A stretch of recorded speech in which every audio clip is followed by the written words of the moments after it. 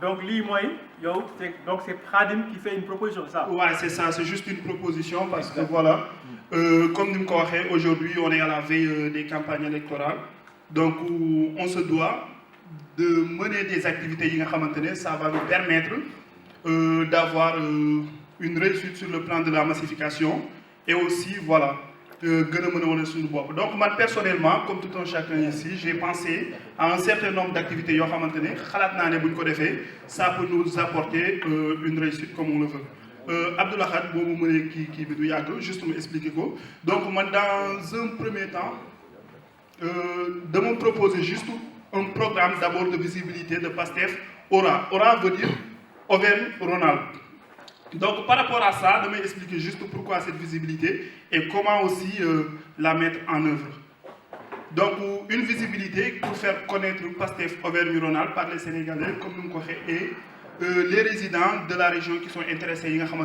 parce qu'aujourd'hui, du ñàkk yeneen saa nga dox comme keroog gis naa nit bu ma ne ñoom dañoo bëggoon créer sax PASTEF fii pour jàppale Ousmane Sonko mais ils n'étaient pas au courant que PASTEF am na déjà au niveau donc de qui l'a connu. Bon, je ne sais pas si c'est la communication qui fait défaut. Donc, dans ce cas, il faudra que nous donnions sur une visibilité. Et aussi, comme nous l'avons on est fait sur le plan médiatique, PASTEF mini FEP, mini Lyon, mini Grenoble, mini Fonek, nous avons un impact sur le point médiatique. Donc, les modalités de mise en œuvre, juste nous moyens de communication, les réseaux sociaux, au-delà des bouche à oreille. Donc, par rapport aux réseaux sociaux, il y a Facebook, si nous faisons une publication, peut-être nous permettre de faire une réussite. Et aussi, par rapport à la création d'une chaîne YouTube. Aujourd'hui, nous sommes un groupe PASTEF Auvergne-Rhône-Alpes.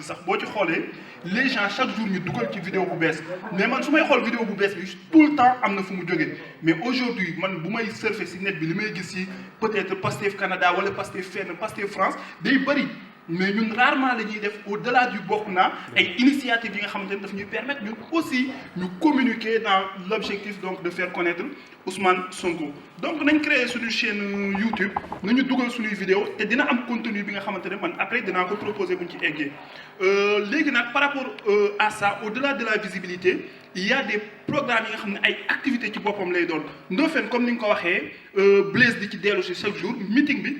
faaw ñu organiser ko parce que c'est quelque chose bi nga xamantene waruñu tepp organiser ko ñun ñi ngi ni tay man aujourd'hui duma la nax il y a beaucoup de personnes yo xamne dama leen inviter ci réunion bi gisuma leen donc il faudra une très bonne communication de sorte que boko défé réussite bi ci am les gens ñom ci seen bop sax dinañ yému voyez parce que amna ñoo xamne peut-être buñu gisé ñu bari and fi sa diront mais lan motax gaay nek fi il y a sûrement quelque chose donc bu ñëwé nga expliquer leen ni voilà man li moma ci duggal etc. comme nous ñu bari topé ñu bari top Sonko ñu bari top keneen ak keneen ci lolu donc il y a aussi les débats du Rhône après lolu dina expliquer activité bobu nga xamné dama koy proposer comment est-ce que ça peut se mettre en œuvre et au-delà de ça il y a la voix du patriote bi nga xamantene proposé won nako Sonko il y a de cela 5 mois mais amna PASTEF France nga xamantene jot nañ ko def mais sauf que man li ma ko imaginer won ak ñom ñu ko défé premièrement du ben et aussi malheureusement amul suite ben vidéo lañ def bayiko mu jall quoi et aussi les visites à domicile. Donc par rapport au grand meeting du Rhône, je propose perso que nous fassions Lyon vu que moi est centre région bi mais après ça peut se discuter quand entre janvier et février. Donc dans ce cas l'autre nous pouvons discuter mais je pense que nous avons gagné élection qui les gën am impact et aussi format bi ci ban côté lay doon kan lañuy inviter nu muy démé lool mën nañ jël ben réunion bu spéciale ñu waxtaan ci que ça soit téléphonique ou physique. Les débats du Rhône d'abord ban date la il faut mu doon li nga xamné c'est périodique donc ñun ñoy xol est-ce que ça va être hebdomadaire mensuel wala 2 par semaine etc. dina bëri donc lii dans toutes les villes de la région et si possible même ñi génn région bi dem défé ko ci yeneen villes yi nga xamante ça va au-delà de la région. Quand lan mooy nekk contenu bi on va parler de politique d'actualité et voilà d'autres choses aussi si vous avez des propositions. Les protagonistes, il y aura des représentants des partis politiques, moi j'en connais beaucoup dans la région, on peut être en collaboration avec eux. Il y a des acteurs de la société civile, il y a des politistes qui sont juste des académiciens, etc. Et format bi, nous donne en duel ou en groupe. dañ koy caaxaane chaque jour ñun ñi ngi débat ñu ngi def lu ne mais loolu mën nañ ci def benn initiative bi nga xam ne sama gars yi bu ñu ko defee dina dal. Aujourd'hui je connais le représentant de l'APR, je connais le représentant de Aminata Aïssata Sall, le représentant de Khalifa Sall, le représentant de Idrissa Seck, mais nañ leen woo ñu waxtaan ci Sénégal ñu filmer ko sous forme amateur sax bu ko jaree gars yi waxtaan wax ay idées yu pertinentes bu ñu paree dugal ko ci internet bi les gens vont kiffer s'il y a un contenu bi nga xamante ne voilà c'est du sérieux nañ ko entamer nañ ko engager, je pense qu'on pourra les réussir quoi. La voie du patriote, c'est d'abord faire des vidéos et parler de politique, etc. Aujourd'hui ñun dañuy toog fii di partager suñu groupe bi sax ay vidéos yi nga xamante ne comme démb la xat yaa ngi laajte est-ce que Abdou xam na le gars qui a fait la belle vidéo là bi ñu dugal ci kii bi mais loolu moo tax ñun tamit suñu biir duñ jéem a def vidéo yi man ak Ibrahima Dieng defoon nañ fi benn vidéo bi ma filmé, je pense que vous l'avez vu lors du décès d'un étudiant, mais vidéo bi ça a eu des milliers de vues et les gens m'appellent toujours pour dire non franchement li ngeen wax ci vidéo bi rafet na, mais lu tax duñ ko def dans le cadre politique et aussi dans le cadre de Ousmane Sonko. Je pense que loolu bu ñu ko defee dina réussir. Kan moo koy def un patriote mën na di changer sax ñun suñu bëggee, donc diffusion bi nu muy demee mën na nekk en direct, mën na nekk aussi diffusion après quoi. Donc les visites à domicile aussi c'est faire des tournées day yendu suñu biir benn samedi ñu dem Grenoble toog fa añee fa benn ceebu jën bu neex bu ñu paree wàcc sur le terrain dem rencontrer famille yi fekk gars yi wàcc et puis après ça passe quoi. Donc aller à la rencontre des Sénégalais, donc conscientiser, massifier avec nos t-shirts Pastef et voilà, parler de Sonko quoi. Merci li moo nekkoon programme bi ñu proposé. Ah lii de moom macha allah daanaka macha allah waaw bon ça c'est une présentation de nu ñu ko waxee sax de Khadim, donc il résume pas mal de choses quand même. Am na yu bëri yoo xam ne waxtaan nañ ko fi. Am na yoo xam ne waxtaan nañ ko avant, donc fii lii l'avantage mu am mooy daf ko synthétiser ci benn document boo xam ne mën nañ ko partager entre nous pour continuer la réflexion, alimenter ko sax quoi. Voilà donc man li may proposer mooy mu nekk sur une base de travail. C'est dans le sens où bu fekkee am na loo xam ne di waxu ko wala nu nga ko waxee xëy na setul ñu mën ko wax ñu mën ko yokk ci li nga xam ne moom mooy nekk le document final boo xam ne moom la ñuy proposer. Mais moi je trouve que quand même il y a pas mal de choses qui sont intéressantes à retenir.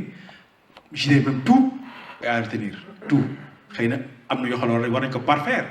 mais gis moo loo xam ne war nañ ko ci mun dindi. C'est très intéressant. Voilà donc je sais pas s'il y a d'autres interventions. Intervention waaw aywa Bamba.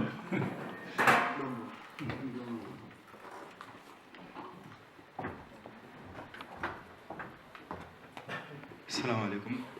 je m'appelle Bamba Mbeng, xam naa ñu bëri xam nañu parce que c'est la première fois may assister ci genre réunion yi. Bon man li ma bëggoon dolli ci intervention kii rek Khadim saw turandoo mooy que bon déjà li ma bëggoon wax moom wax na ko, mais par exemple ñëpp xam nañ ne ñun dañu war a genre intervenir autour enfin sur jéem a agir sur suñu entourage. Ak tamit mën na doon entourage Sénégal mais aussi en France, mais comme je sais pas, mais j'ai l'impression que la plupart d'entre nous n'ont jamais fait de la politique du si sax suñu bagage. Donc expérience boobu amuñ fa. Comment le faire maintenant? Ñëw na si joxe na si ay idées, mais tamit man je trouve que y a des lieux de rencontre yoo xam ne comme ay daayira ay affaires yu association sénégalaise yi di organiser mën nañ dem foofu noonu, comme y aura beaucoup de Sénégalais ñu profiter si jéem a waxtaan ak ñoom. J'aime les convaincre. Aussi, moi, à mon niveau, j'ai fait une expérience qui marche très bien, c'est que sur mon compte WhatsApp, par exemple, je mets des vidéos de Sonko, et c'est un ami qui def ci wax lo xamné genre affaire bu attirer quoi, comme ça ouvre des discussions mëna waxtana ñoo xamné ñu ngi France, ñu ngi Sénégal, té non lay découvrir que sax amna sama xarit nek Sénégal xamné ay patriotes. Pour finir, ben question rek la amone ci intervention sama jëri moy Pastef. Comme ça, rien encore là aussi, on sait ce que ça signifie en français, mais en Wolof aussi, ça a une signification. Et c'est aussi dans le jargon mouride, ça je peux dire. Est-ce que on a, enfin, c'est au hasard ou ça a été choisi comme ça? Enfin, c'est une question comme ça qui me vient. Voilà, merci. On dirait que vous m'entendez. Non, non, vas-y, mais en fait, il n'y a jamais de hasard. Non, waaw salaamaaleykum sëñ Khadim bon sa laaj bi dina compliqué de Abdou nga jàpp ci tontu bi je vais essayer peut-être tontu ci, mais comme li ngay wax ni y a jamais de hasard xam nga c'est sûr que ni peut-être certainement soo xoolee li muy tekki patriote du Sénégal, le travail, l'éthique et la fraternité su xoolee li muy tekki c'est sûr que baat bi ak baatu olof bi en fait baatu olof bi taxuloon ñuy wax mais baatu olof bi nga xam ni mooy Pastef Mouride amul génnul loolu en fait c'est-à-dire que hasard amul génnul loolu parce que boo xoolee Pastef en fait boo xoolee ci baatu olof mi ngi jógee ci pas-pas pas-pas mooy loo xam ni loo gëm la lu dëggu ci yow mooy loo xam ni tu le fais avec le cœur tu le fais avec un engagement et tu le fais avec détermination c'est-à-dire que d'ailleurs professeur mën na peut-être gën a xóotal sur la signification mais c'est un mot très très fort en wolof d'ailleurs boo xoolee même d'ailleurs tubaab bi sax xam nañ ko parce que boo xoolee au Sénégal avec bi ñuy defar jumaay Touba en fait gars yi dañu woon duñ ko mën a financer et aussi amuñu ay moyens pour indi raay bi ba mu agsi Diourbel loolu colon bi waxoon sëriñ bi ni ko bu ngeen ko deful taalibe yi dinañ ko def ndax seen pas-pas romb na loolu seen Pastef romb na loolu mun ko comment vous faites mun ko ils vont le faire ñu indi technicien ñu tracé donc murid yi ñoo engagé wu d'ailleurs entre parenthèses Macky Sall bu ñu inauguré TER bi ñuy teg pose de première prière bi mi ngi remercier tubaab yi le colon ñu teg raay beeg yooyu noonu sans pour autant di wax remercier les premiers patriotes yi nga xam ne Sénégal peut-être yàgg nañu liggéey sans intérêt juste pour le pays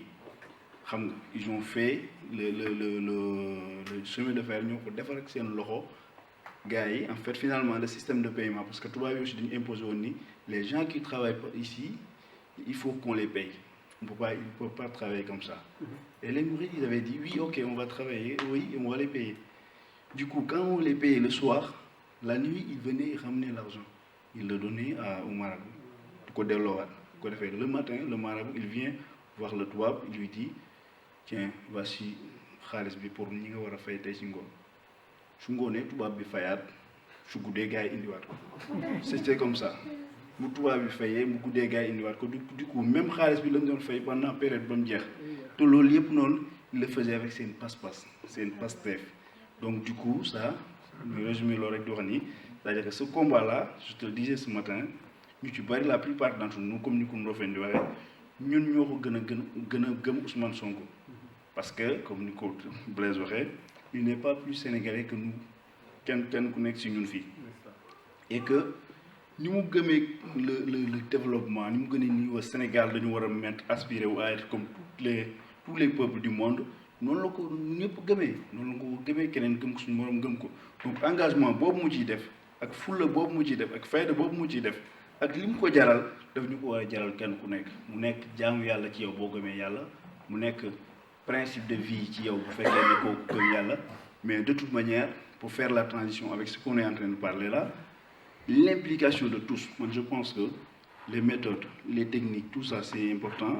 il faut absolument avoir un plan de travail mais je pense que le moteur de tout ça de tout type de plan bu ñu fi mën a teg ça va être l'implication de tout un chacun parce que au niveau du groupe on a quoi plus de 200 membres et quelques là on est quoi une vingtaine xam nga c'est ça c'est très bien de dire les paroles tout ça mais engagé wu carrément bañ a nekk juste impliqué wu moom mooy nga dugal sa loxo mais engagé wu moom nga bàyyi fi sa yàpp yaram quoi waaw loolu la merci. jaajëf très bien Laxat moom nag waaw Matar ay ci ñëwal Matar Laxat moom xam naa ni moom du ñàkk bu amee benn moment occasion bu xoosaale Macky Sall moom moo sax mais nag Macky Sall dafa yomb xoos quoi xam nga moom lu mu acte bu mu teg rek am na lu ci war a xoosee très bien Matar très bien.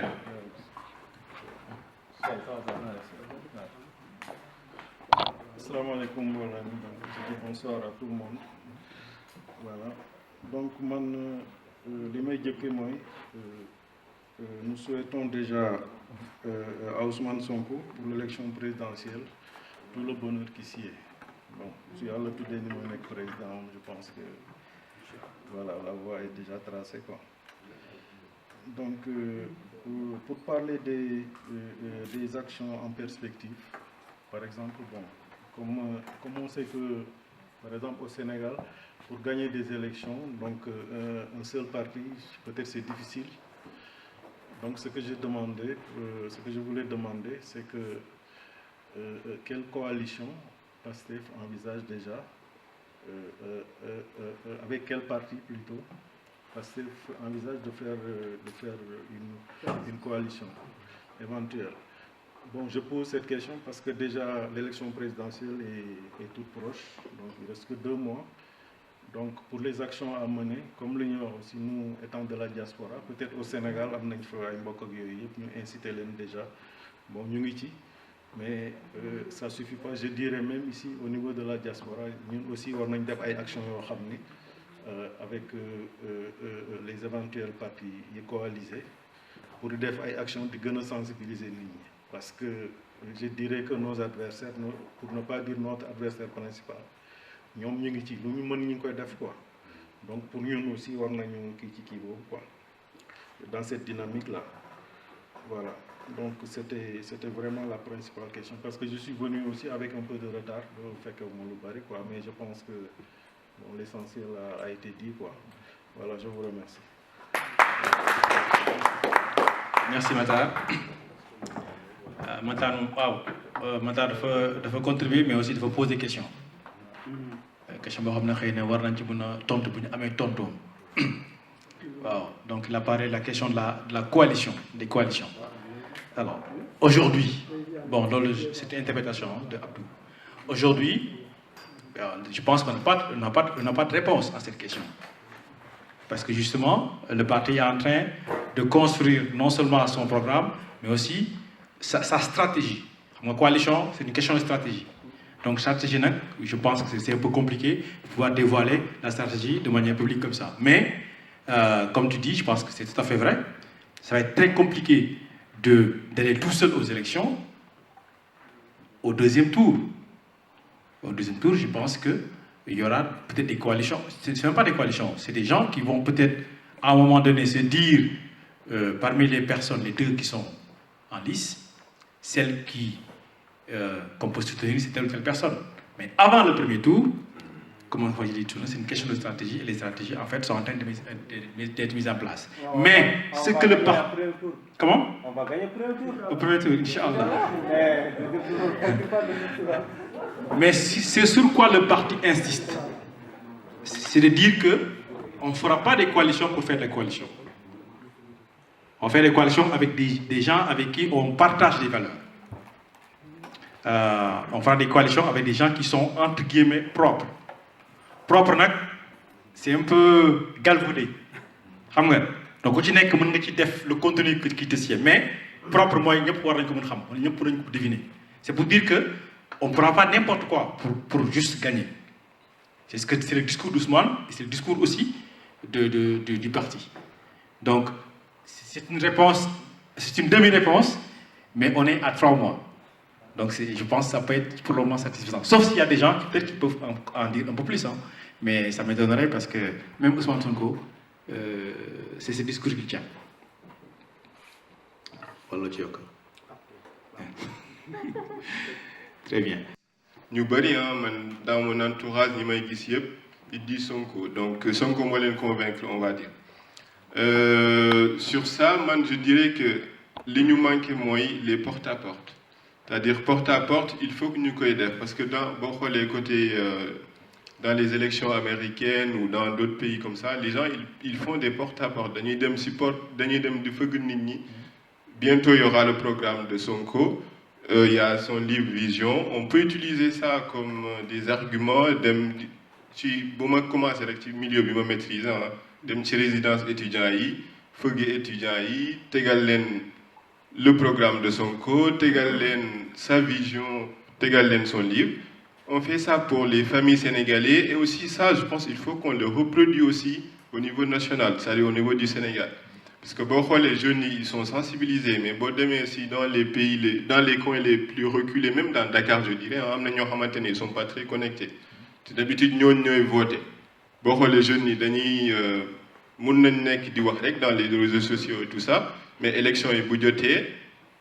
am na ci déjà ñoo xamante ne amuñu carte donc defuñ ce qu'il fallait pour am seen carte Donc ça, c'est un risque. Donc il faut aussi qu'on ne se base pas tout simplement sur ce côté, on va dire, 2.0. Il faut que nous disions wàcc ci suuf, jéem a def des porte-à-porte, wax ak nit ñi. Voilà, il faut que nous disions quoi. Donc du coup, moi, je suis là et je n'étais pas engagé avant, mais je suivais, on va dire, de loin les actions de PASTEF. Et bi ma découvrir Sonko aussi jéem naa xool kan la jéem naa li ma ci gis yëpp témoignage yi ngeen wax fii yëpp moom laa gis ci moom nit ku jub et tout. Donc ce qui m'a aussi plu donc dans le service qu'il était ak nu mu nekkee woon même am na benn anecdote bu ñu ci doon joxe ci moom apparemment pendant le Ramadan da doon def benn voilà intervention fenn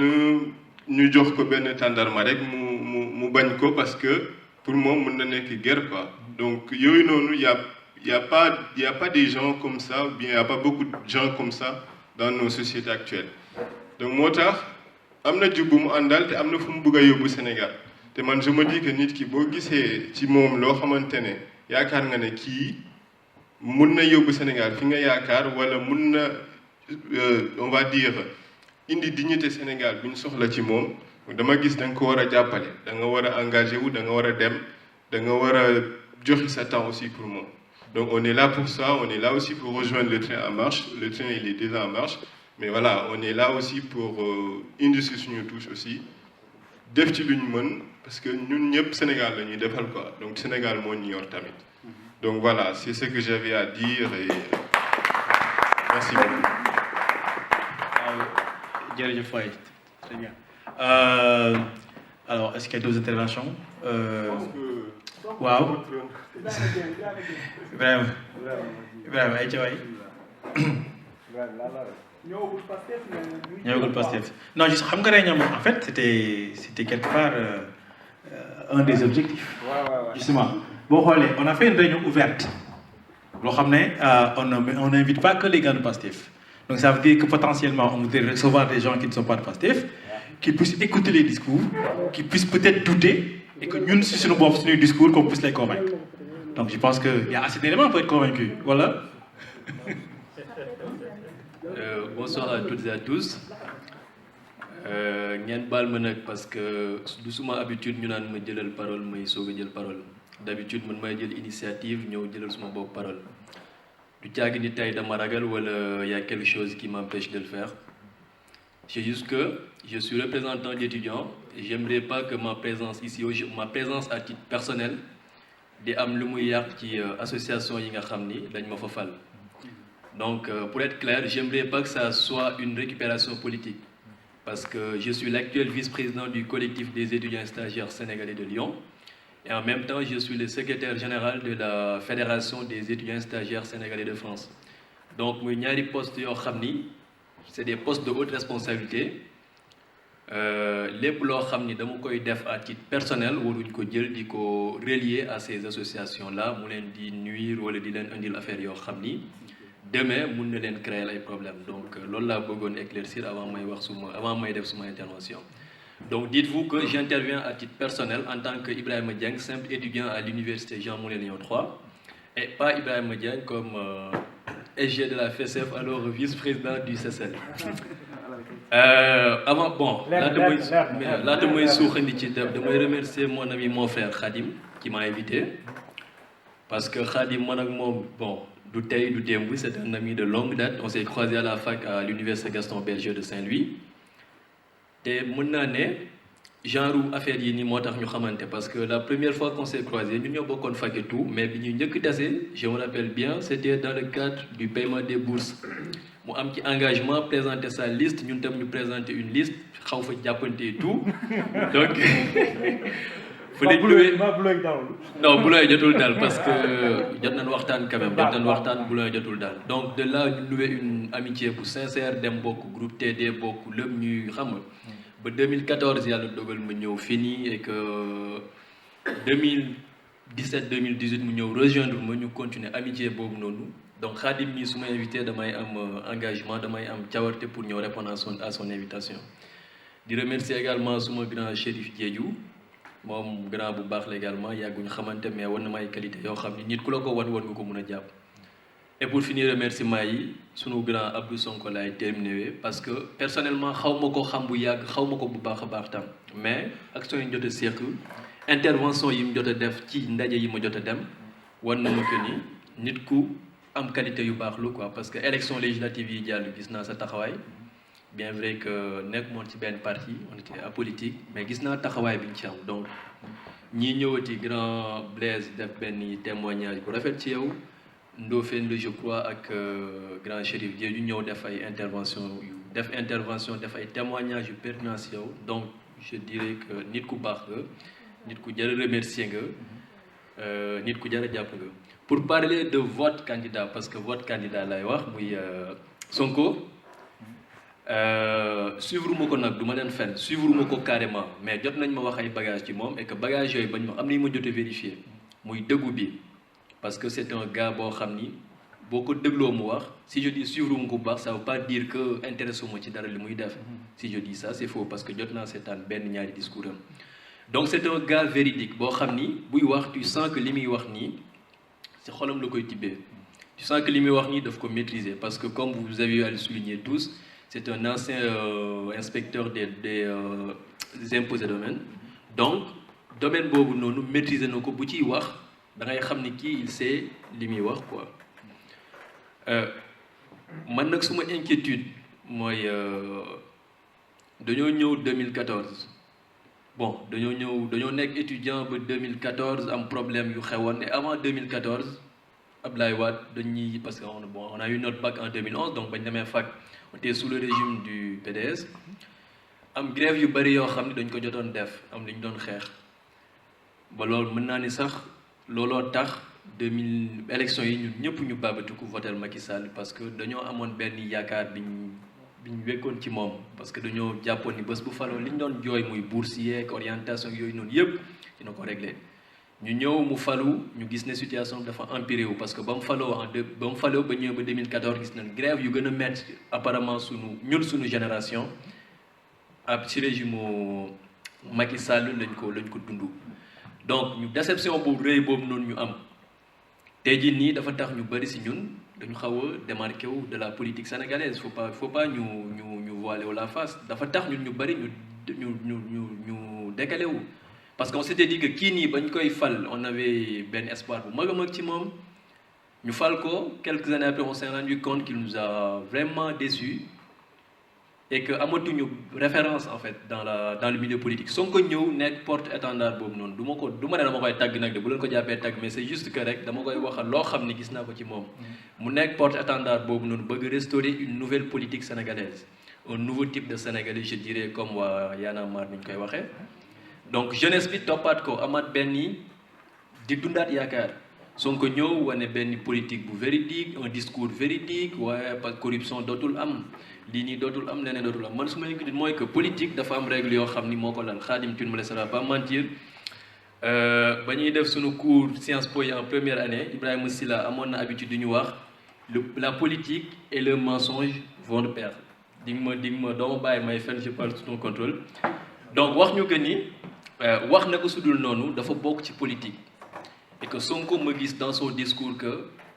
vraiment dëgg bi rek la bëgg teg te Khadim mi discussion ñi am yëpp mën a moom dama naan ko en politique am na yoo xam ne on ne peut pas tout dire quand on dirige un État il y a des choses qu'on ne peut pas dire c'est pas tout le monde toute vérité n'est pas bonne à dire en fait mu ne ma ouais parfois ils me disent oui nangam mais il y a des choses qui se font en politique mënoo taxaw tey jii nii di ko divulguer di ko wax tout le monde donc côté boobu noonu laa xaw a amee inquiétude par rapport ak moom est-ce que li nar a tax nit yi fal ko muy dëggu buñ gis ci moom est-ce que bés bu faloo lépp loo xam ni waxoon na ko nit yi que transparence boobu noonu mu doon woote est-ce que une fois au pouvoir dina jëfe transparence boobu noonu transparence bi dans tous les secteurs muy justice muy impôts et domaines muy douane dans tous les secteurs de l'activité toutes les activités économiques du Sénégal wala dans tous les secteurs yuy produire quelque chose dans le Sénégal ndax dina ci wane transparence boobu nga xam ni moo nar a tax bu faloo au soir du 24 février wala bu faloo à l'issue de l'élection présidentielle ndax transparence boobu noonu dinañ ko gis dans tous ces secteurs là bon pour finir mon intervention je remercie encore une fois l'Assemblée bi fi teew je remercie encore une fois suma xarit suma frère Khadim et que di ñaan au soir du 24 février je ne dirais pas que le meilleur gagne mais que la volonté et que le choix du peuple sénégalais gagne loolu moo ëpp solo pour di leen remercier moom. denk na wax ji de waaw tontu ma war na mën am moom xam naa ne sama gars yi bouillé pour wax pour tontu ça bouge partout là pour tontu waaw Mbaye moom war na tam lu bëri mais c'est très intéressant franchement ñu ngi lay remercier ci intervention bi il y a beaucoup à dire je dirais sax que très bien waaw Léo. waaw man Léopold Faye laa tudd donc maa ngi dëkk Lyon fii nii ça fait maintenant plus de 10 ans donc fii laay liggéeyee aussi en tant qu'analyste financier balaa may commencé damay tooñ grand bi parce que sans grand chérif moo naan da nga war a gën a wane wu quoi waroo mën jox place bi da war a ñëw rek jël micro bi xam nga tooñ bon man en fait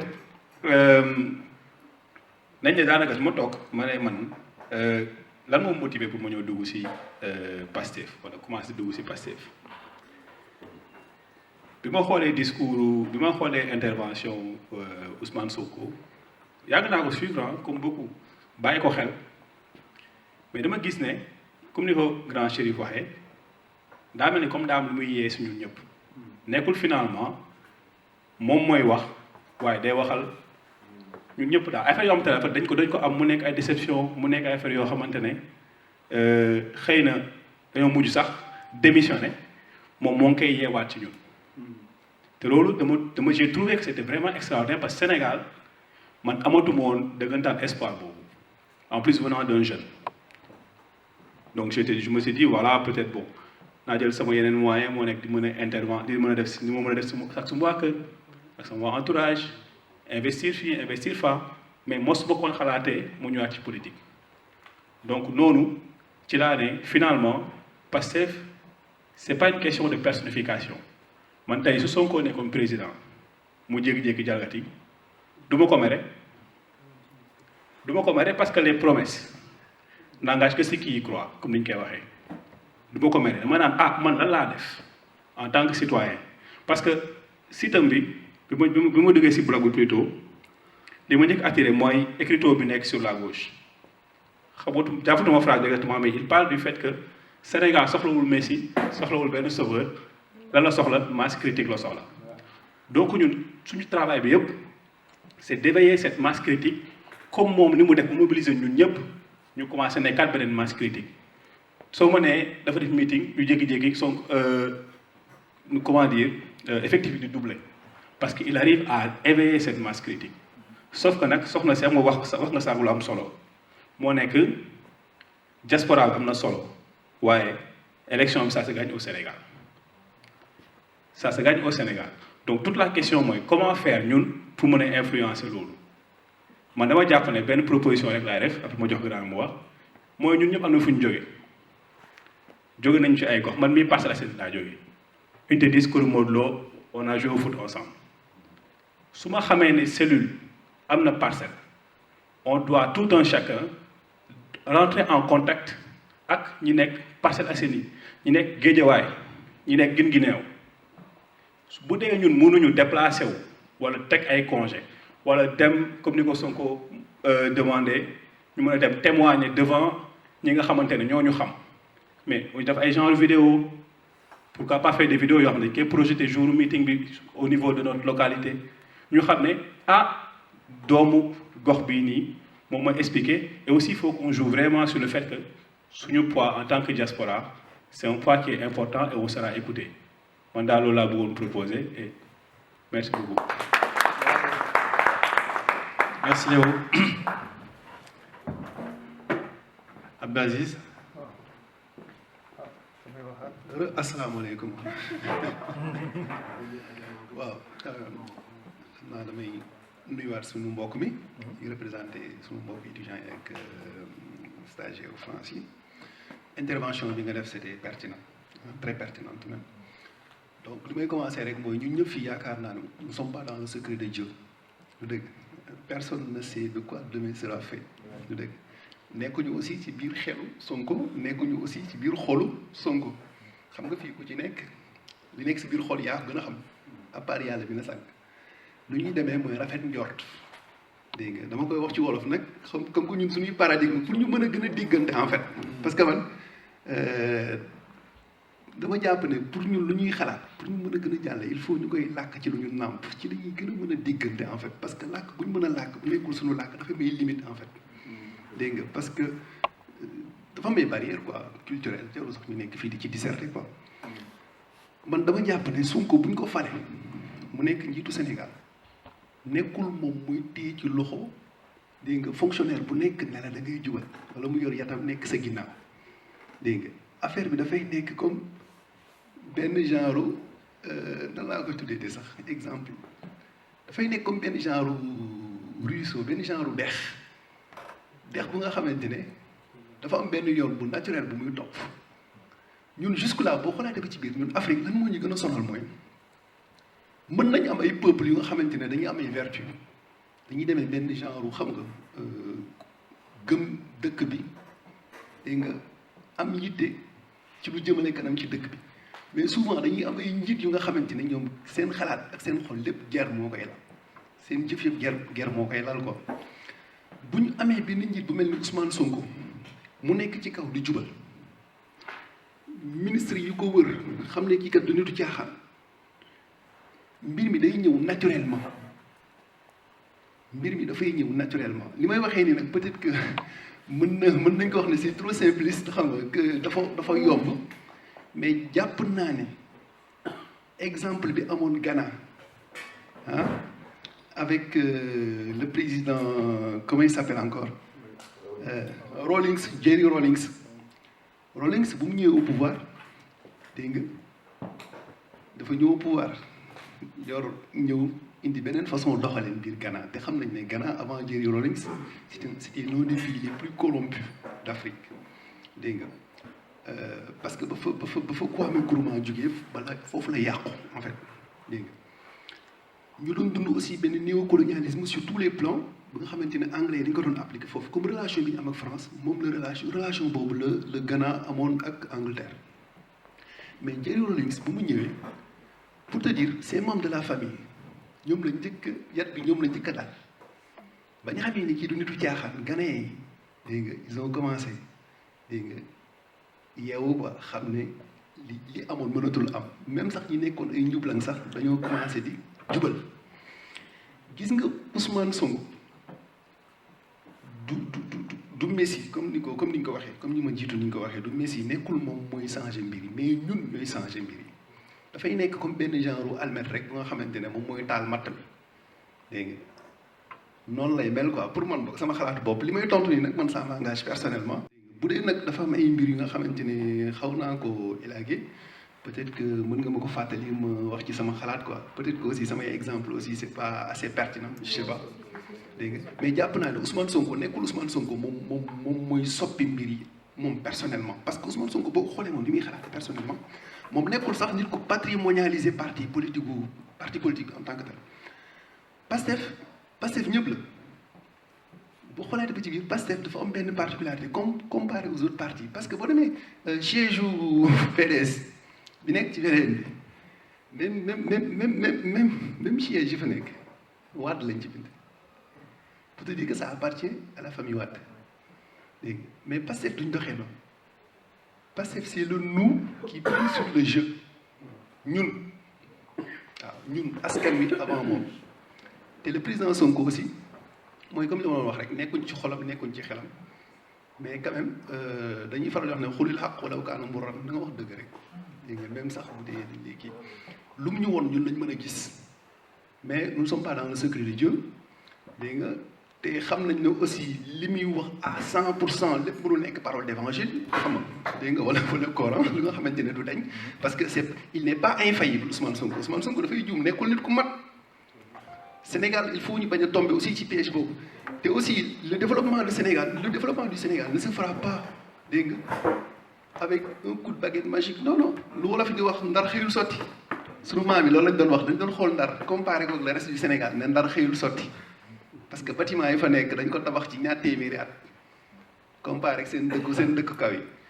donc Ousmane Sonko dafay ñëw nekk benn élément déclencheur moom mooy nekk almet bi taal matt bi waaw léegi bu ko taalee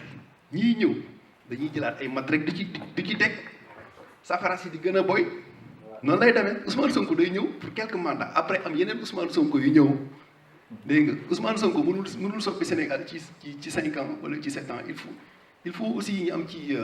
comme il faut ñu aussi ñu delloo ci suñu xel waaw il faut ñu delloo ci suñu xel dafa nekk benn genre rupture Ousmane Sonko dafay nekk benn genre rupture Sénégalu 1960 ba Sénégalu 2018 moom la ñuy ñaan yàlla quoi dégg nga moom la ñuy ñaan yàlla mu nekk benn genre rupture à partir de 2018 ñu entre ci beneen ère Mbaye bëgg naa loolu nga continuer sa intervention juste moom fi muy wax almet boobu di taal maanaam këriñ bi mu fay fekk est-ce que tooy est-ce que bu réalité yi mu fay fekk est-ce que Ousmane Sonko dina mën a mettre face à ces réalités quoi du pouvoir loolu la doon wax këriñ boobu këriñ bi pour man këriñ bi dafa weesu tooy sax këriñ bi du këriñ xam nga gars yi bu ñuy defar këriñ waa Tamba ñëwal. waaw kay grand kay. dolli tuuti rek par rapport réponse bi mu entamé ci réponse am quoi. man gëm naa ne Ousmane Sonko mën na sorti Sénégal ci benn mandat 5 ans. parce que yéen ñëpp umpalewul leen ne dëkk comme ni mu ko waxee système bi bu bon bi la ñuy toj buñ ko tojee rapidement ba pare def la séparation des pouvoirs moom dooleem wàññeeku dootul président boo xam ne day buuti buuti xam nga fii France système bi dañ ko def de telle sorte que Macron que ça soit keneen ak keneen bu ñëwee fekk na lu gën a loo xam ne du def lu dul gouverner la preuve jeunes jours yi ak koy xaar ci biti te mu nekk ni du neew waaw donc loolu dafa am solo ci dëkk c'est-à-dire bu toogee rek bu ñëwee aux affaires rek dafa war a xam nga def boobu système ba nga xam ne séparation des pouvoirs ku ci am problème boo ñëwee taxaw naan parce que bu demal nga liñ koy wax bi doo dooree sa blase demal nga d'ailleurs sax pour gën a loolu bu loolu weesoo man li muy ragal kese mooy sur le plan international parce que ñun ñëpp umpale wuñu ne mais bu ñu ñëwee nous sommes des petits pays dañoo waxante dëgg en Afrique ñun bu ñu ñëwee xeex bi ñu war a gën a xeex mooy naka la ñuy defee face à l'Occident parce que ñoom ñoo yor lenge yi dañoo waxante dëgg ñun on n'a même pas excusez-moi de l'expression créé le fil à couper le beurre tu vois donc dañu war a mën a ni ñu koy wax ci am humilité ba pare liggéey former jeunesse yeeg yooyu li koy jox doole à mon avis ci sama humble avis mooy peuple bi ànd ak moom nga xam ne bu ko Occident bëggee noot peuple bi ne nootaalee ñu ñun mu nekk génocide wala ñu ñëw écraser ñu ñun ñëpp loolu du mun nekk yow ni ko wolof di waxee nga jégal ma séparation des pouvoirs ni ko wolof di waxee yow da nga sàq mi sama lanc du ma wax ne tu m'as marché sur la langue quoi mais da nga sàq mi sama lanc waaw nan nga sàq mi sama lanc mooy yàgg naa wax grand bi grand Diédhiou ak grand Sonko ma ne ñun suñu problème du Macky Sall en tant que tel gars yi il faut ñu xam ne question yi ça dépasse Macky Sall en fait dafa may lobby tapis dans l'ombre je ne suis pas complotiste exactement